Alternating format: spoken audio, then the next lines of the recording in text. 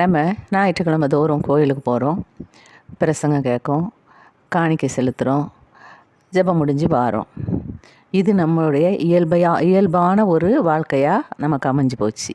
நம்ம காணிக்கை செலுத்துறதெல்லாம் தன்னிச்சையாக செய்கிற மாதிரி செய்வோம். பை காணிக்கைனா நம்ம ஒரு 10 ரூபாயோ 20 ரூபாயோ பை காணிக்கை போட்டுருவோம், பாட்டை பாடிக்கிட்டே போட்டுடுறோம். அதே மாதிரி சோஸ்திர காணிக்கைனா முன்னால் கொண்டு போய் வச்சுட்டு வரோம். இதுதான் நம்ம செய்கிறோம். ஆனால் அப்படி செய்கிறதுக்கு உள்ள தகுதி நம்மக்கிட்ட இருக்கா அப்படிங்கிறத நம்ம ஒரு நிமிஷம் யோசிக்கணும். இதைத்தான் பைபிள் வசனங்கள் சொல்லுது பாருங்கள். மத்தேயு 5ஆம் அதிகாரம் 23 மற்றும் 24ஆம் வசனங்கள். கர்த்தராகிய இயேசு கிறிஸ்து சொல்கிறது தான் பாருங்கள்.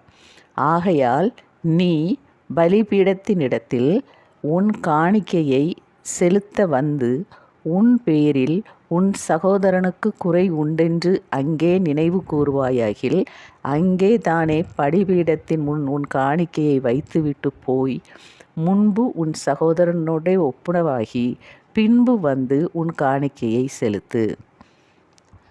பாருங்க, அந்த காணிக்கையை செலுத்துறதுக்கு கூட நம்மகிட்ட என்ன தகுதி இருக்கணுமா?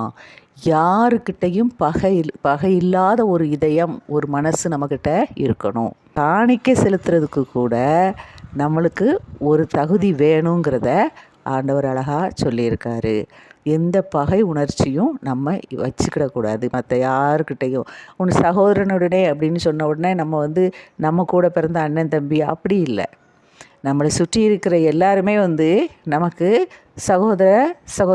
சகோதரிகள் தான். நம்ம மனசில் யார் மேலேயும் எந்த பகையும் இல்லை அப்படிங்கிற ஒரு தகுதி நம்மகிட்ட இருக்கும்போது தான் நம்ம செலுத்துகிற காணிக்கையை ஆண்டவர் ஏற்றுக்கொள்கிறார்.